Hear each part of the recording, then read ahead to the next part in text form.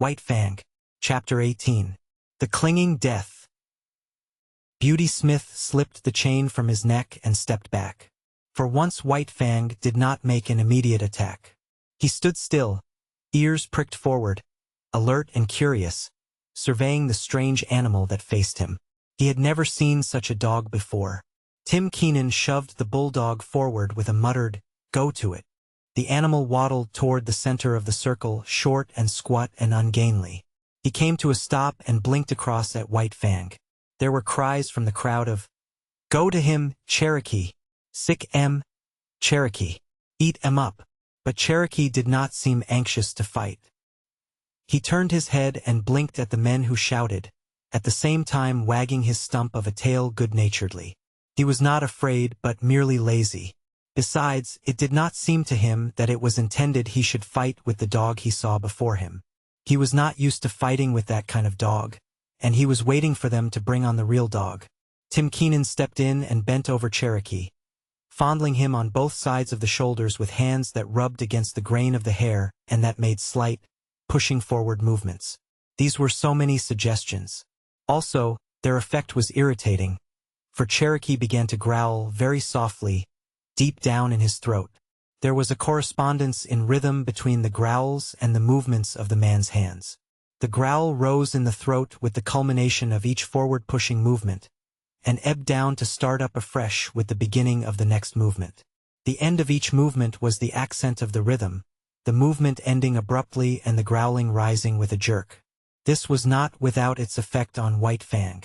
The hair began to rise on his neck and across the shoulders. Tim Keenan gave a final shove forward and stepped back again.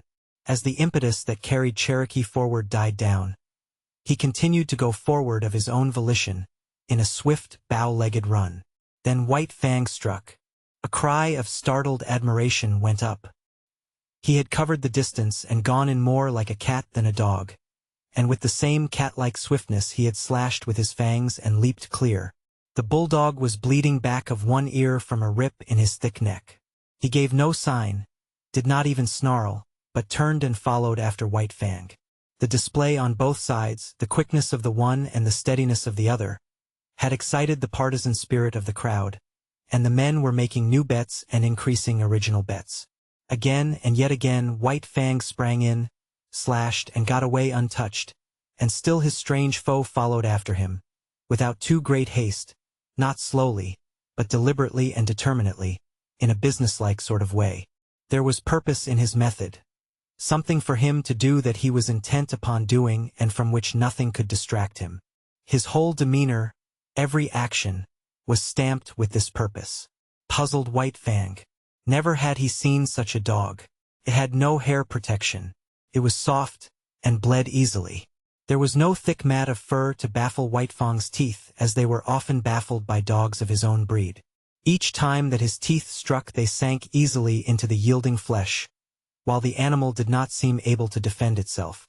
Another disconcerting thing was that it made no outcry, such as he had been accustomed to with the other dogs he had fought. Beyond a growl or a grunt, the dog took its punishment silently, and never did it flag in its pursuit of him. Not that Cherokee was slow. He could turn and whirl swiftly enough, but White Fang was never there. Cherokee was puzzled, too. He had never fought before with a dog with which he could not close. The desire to close had always been mutual. But here was a dog that kept at a distance, dancing and dodging here and there and all about. And when it did get its teeth into him, it did not hold on but let go instantly and darted away again. But White Fang could not get at the soft underside of the throat. The bulldog stood too short, while its massive jaws were an added protection. White Fang darted in and out unscathed, while Cherokee's wounds increased.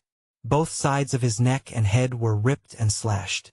He bled freely, but showed no signs of being disconcerted. He continued his plodding pursuit, though once, for the moment baffled, he came to a full stop and blinked at the men who looked on, at the same time wagging his stump of a tail as an expression of his willingness to fight. In that moment White Fang was in upon him and out, in passing ripping his trimmed remnant of an ear. With a slight manifestation of anger, Cherokee took up the pursuit again, running on the inside of the circle White Fang was making, and striving to fasten his deadly grip on White Fang's throat. The bulldog missed by a hair's breadth, and cries of praise went up as White Fang doubled suddenly out of danger in the opposite direction. The time went by. White Fang still danced on, dodging and doubling, leaping in and out, and ever inflicting damage. And still the bulldog, with grim certitude, toiled after him. Sooner or later he would accomplish his purpose, get the grip that would win the battle. In the meantime he accepted all the punishment the other could deal him. His tufts of ears had become tassels. His neck and shoulders were slashed in a score of places, and his very lips were cut and bleeding, all from these lightning snaps that were beyond his foreseeing and guarding. Time and again White Fang had attempted to knock Cherokee off his feet, but the difference in their height was too great. Cherokee was too squat, too close to the ground. White Fang tried the trick once too often. The chance came in one of his quick doublings and countercirclings. He caught Cherokee with head turned away as he whirled more slowly. His shoulder was exposed. White Fang drove in upon it, but his own shoulder was high above, while he struck with such force that his momentum carried him on across over the other's body. For the first time in his fighting history, men saw White Fang lose his footing. His body turned a half somersault in the air, and he would have landed on his back had he not twisted, cat-like, still in the air, in the effort to bring his feet to the earth. As it was, he struck heavily on his side. The next instant he was on his feet, but in that instant Cherokee's teeth closed on his throat. It was not a good grip, being too low down toward the chest, but Cherokee held on. White Fang sprang to his feet and tore wildly around, trying to shake off the bulldog's body. It made him frantic, this clinging, dragging weight. It bound his movements, restricted his freedom. It was like the trap, and all his instinct resented it and revolted against it. It was a mad revolt. For several minutes he was to all intents insane. The basic life that was in him took charge of him. The will to exist of his body surged over him. He was dominated by this mere flesh love of life. All intelligence was gone. It was as though he had no brain. His reason was unseated by the blind yearning of the flesh to exist and move, at all hazards to move, to continue to move, for movement was the expression of its existence. Round and round he went, whirling and turning and reversing, trying to shake off the 50-pound weight that dragged at his throat. The bulldog did little but keep his grip. Sometimes, and rarely, he managed to get his feet to the earth and for a moment to brace himself against White Fang. But the next moment his footing would be lost and he would be dragging around in the whirl of one of White Fang's mad gyrations. Cherokee identified himself with his instinct. He knew that he was doing the right thing by holding on, and there came to him certain blissful thrills of satisfaction. At such moments he even closed his eyes and allowed his body to be hurled hither and thither, willy-nilly, careless of any hurt that might thereby come to it. That did not count. The grip was the thing, and the grip he kept. White Fang ceased only when he had tired himself out. He could do nothing, and he could not understand. Never, in all his fighting, had this thing happened. The dogs he had fought with did not fight that way. With them it was snap and slash and get away, snap and slash and get away. He lay partly on his side, panting for breath. Cherokee, still holding his grip, urged against him, trying to get him over entirely on his side. White Fang resisted, and he could feel the jaws shifting their grip, slightly relaxing and coming together again in a chewing movement. Each shift brought the grip closer to his throat. The bulldog's method was to hold what he had, and when opportunity favored to work in for more. Opportunity favored when White Fang remained quiet. When White Fang struggled, Cherokee was content merely to hold on. The bulging back of Cherokee's neck was the only portion of his body that White Fang's teeth could reach. He got hold toward the base where the neck comes out from the shoulders, but he did not know the chewing method of fighting, nor were his jaws adapted to it. He spasmodically ripped and tore with his fangs for a space. Then a change in their position diverted him. The bulldog had managed to roll him over on his back, and still hanging on to his throat, was on top of him. Like a cat, White Fang bowed his hindquarters in, and, with the feet digging into his enemy's abdomen above him, he began to claw with long tearing strokes. Cherokee might well have been disemboweled had he not quickly pivoted on his grip and got his body off of White Fang's and at right angles to it. There was no escaping that grip. It was like fate itself and as inexorable. Slowly it shifted up along the jugular. All that saved White Fang from death was the loose skin of his neck and the thick fur that covered it. This served to form a large roll in Cherokee's mouth, the fur of which well-nigh defied his teeth. But bit by bit, whenever the chance offered, he was getting more of the loose skin and fur in his mouth. The result was that he was slowly throttling White Fang. The latter's breath was drawn with greater and greater difficulty as the moments went by. It began to look as though the battle were over. The backers of Cherokee waxed jubilant and offered ridiculous odds. White Fang's backers were correspondingly depressed, and refused bets of 10-1 and 20-1. Though one man was rash enough to close a wager of 50-1. This man was Beauty Smith. He took a step into the ring and pointed his finger at White Fang. Then he began to laugh derisively and scornfully. This produced the desired effect. White Fang went wild with rage. He called up his reserves of strength and gained his feet. As he struggled around the ring, the 50 pounds of his foe ever dragging on his throat, his anger passed on into panic. The basic life of him dominated him again, and his intelligence fled before the will of his flesh to live. Round and back again, stumbling and falling and rising, even uprearing at times on his hind legs and lifting his foe clear of the earth. He struggled vainly to shake off the clinging death. At last he fell, toppling backward, exhausted. And the bulldog promptly shifted his grip, getting in closer, mangling more and more of the fur-folded flesh, throttling White Fang more severely than ever. Shouts of applause went up for the victor, and there were many cries of "Cherokee! Cherokee!" To this Cherokee responded by vigorous wagging of the stump of his tail. But the clamor of approval did not distract him. There was no sympathetic relation between his tail and his massive jaws. The one might wag, but the others held their terrible grip on White Fang's throat. It was at this time that a diversion came to the spectators. There was a jingle of bells. Dog mushers' cries were heard. Everybody, save Beauty Smith, looked apprehensively, the fear of the police strong upon them. But they saw, up the trail and not down, 2 men running with sled and dogs. They were evidently coming down the creek from some prospecting trip. At sight of the crowd, they stopped their dogs and came over and joined it, curious to see the cause of the excitement.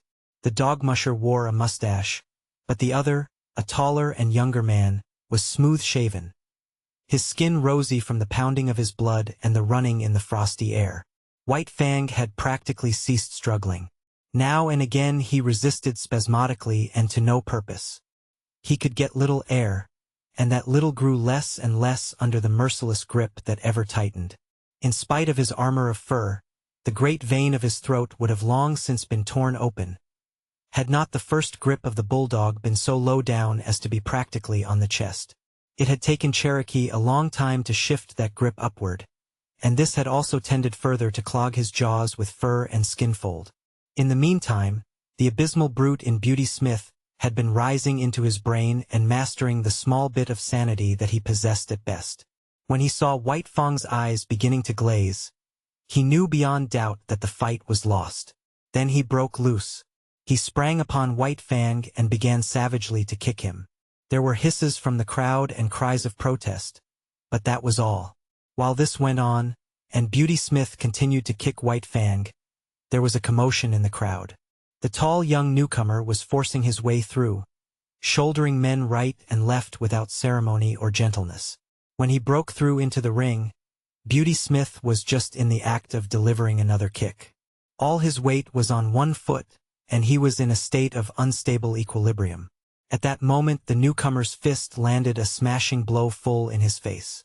Beauty Smith's remaining leg left the ground, and his whole body seemed to lift into the air as he turned over backward and struck the snow. The newcomer turned upon the crowd. "You cowards!" he cried. "You beasts!" He was in a rage himself, a sane rage. His gray eyes seemed metallic and steel-like as they flashed upon the crowd. Beauty Smith regained his feet and came toward him, sniffling and cowardly. The newcomer did not understand. He did not know how abject a coward the other was, and thought he was coming back intent on fighting. So, with a "you beast," he smashed Beauty Smith over backward with a second blow in the face. Beauty Smith decided that the snow was the safest place for him, and lay where he had fallen, making no effort to get up. "Come on, Matt, lend a hand," the newcomer called the dog musher, who had followed him into the ring. Both men bent over the dogs. Matt took hold of White Fang, ready to pull when Cherokee's jaws should be loosened.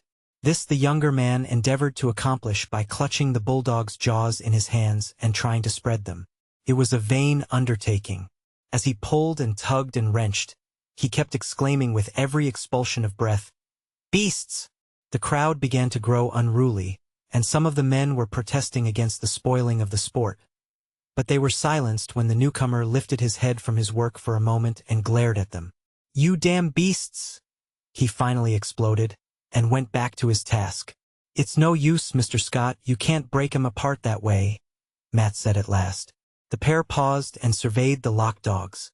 "Ain't bleedin' much," Matt announced. "Ain't got all the way in yet. But he's liable to any moment," Scott answered. "There, did you see that?" He shifted his grip in a bit. The younger man's excitement and apprehension for White Fang was growing. He struck Cherokee about the head savagely again and again. But that did not loosen the jaws. Cherokee wagged the stump of his tail in advertisement that he understood the meaning of the blows, but that he knew he was himself in the right and only doing his duty by keeping his grip. "Won't some of you help?" Scott cried desperately at the crowd. But no help was offered. Instead, the crowd began sarcastically to cheer him on and showered him with facetious advice. "You'll have to get a pry," Matt counseled. The other reached into the holster at his hip, drew his revolver, and tried to thrust its muzzle between the bulldog's jaws. He shoved, and shoved hard, till the grating of the steel against the locked teeth could be distinctly heard. Both men were on their knees, bending over the dogs. Tim Keenan strode into the ring. He paused beside Scott and touched him on the shoulder, saying ominously, "Don't break them teeth, stranger." "Then I'll break his neck," Scott retorted, continuing his shoving and wedging with the revolver muzzle. "I said don't break them teeth," the faro dealer repeated more ominously than before. But if it was a bluff he intended, it did not work. Scott never desisted from his efforts, though he looked up coolly and asked, "Your dog?" The faro dealer grunted. "Then get in here and break this grip." "Well, stranger," the other drawled irritatingly, "I don't mind telling you that's something I ain't worked out for myself. I don't know how to turn the trick." "Then get out of the way," was the reply, "and don't bother me. I'm busy." Tim Keenan continued standing over him, but Scott took no further notice of his presence. He had managed to get the muzzle in between the jaws on one side, and was trying to get it out between the jaws on the other side. This accomplished, he pried gently and carefully, loosening the jaws a bit at a time, while Matt, a bit at a time, extricated White Fang's mangled neck. "Stand by to receive your dog," was Scott's peremptory order to Cherokee's owner. The faro dealer stooped down obediently and got a firm hold on Cherokee. "Now," Scott warned, giving the final pry. The dogs were drawn apart, the bulldog struggling vigorously. "Take him away," Scott commanded, and Tim Keenan dragged Cherokee back into the crowd. White Fang made several ineffectual efforts to get up. Once he gained his feet, but his legs were too weak to sustain him, and he slowly wilted and sank back into the snow. His eyes were half closed, and the surface of them was glassy. His jaws were apart, and through them the tongue protruded, draggled and limp. To all appearances he looked like a dog that had been strangled to death. Matt examined him. "Just about all in," he announced. "But he's breathin' all right." Beauty Smith had regained his feet and come over to look at White Fang. "Matt, how much is a good sled dog worth?" Scott asked. The dog musher, still on his knees and stooped over White Fang, calculated for a moment. $300, he answered. "And how much for one that's all chewed up like this one?" Scott asked, nudging White Fang with his foot. "Half of that," was the dog musher's judgment. Scott turned upon Beauty Smith. Did you hear, Mr. Beast? I'm going to take your dog from you, and I'm going to give you 150 for him. He opened his pocketbook and counted out the bills. Beauty Smith put his hands behind his back, refusing to touch the proffered money. I ain't a sellin', he said. Oh, yes you are, the other assured him. Because I'm buying. Here's your money. The dog's mine. Beauty Smith, his hands still behind him, began to back away. Scott sprang toward him, drawing his fist back to strike. Beauty Smith cowered down in anticipation of the blow. I've got my rights, he whimpered. You've forfeited your rights to own that dog, was the rejoinder. Are you going to take the money, or do I have to hit you again? All right. Beauty Smith spoke up with the alacrity of fear. But I take the money under protest, he added. The dog's a mint. I ain't a-goin' to be robbed. A man's got his rights. Correct, Scott answered, passing the money over to him. A man's got his rights. But you're not a man. You're a beast. Wait till I get back to Dawson, Beauty Smith threatened. I'll have the law on you. If you open your mouth when you get back to Dawson, I'll have you run out of town. Understand? Beauty Smith replied with a grunt. Understand? The other thundered with abrupt fierceness. Yes, Beauty Smith grunted, shrinking away. Yes, what? Yes, sir, Beauty Smith snarled. Look out. He'll bite. Someone shouted, and a guffaw of laughter went up. Scott turned his back on him and returned to help the dog musher, who was working over White Fang. Some of the men were already departing. Others stood in groups, looking on and talking. Tim Keenan joined one of the groups. Who's that mug? He asked. Weedon Scott, someone answered. And who in hell is Weedon Scott? The faro dealer demanded. Oh, one of them crackerjack minin experts. He's in with all the big bugs. If you want to keep out of trouble, you'll steer clear of him, that's my talk. He's all hunky with the officials. The Gold Commissioner's a special pal of his. I thought he must be somebody, was the faro dealer's comment. That's why I kept my hands off him at the start.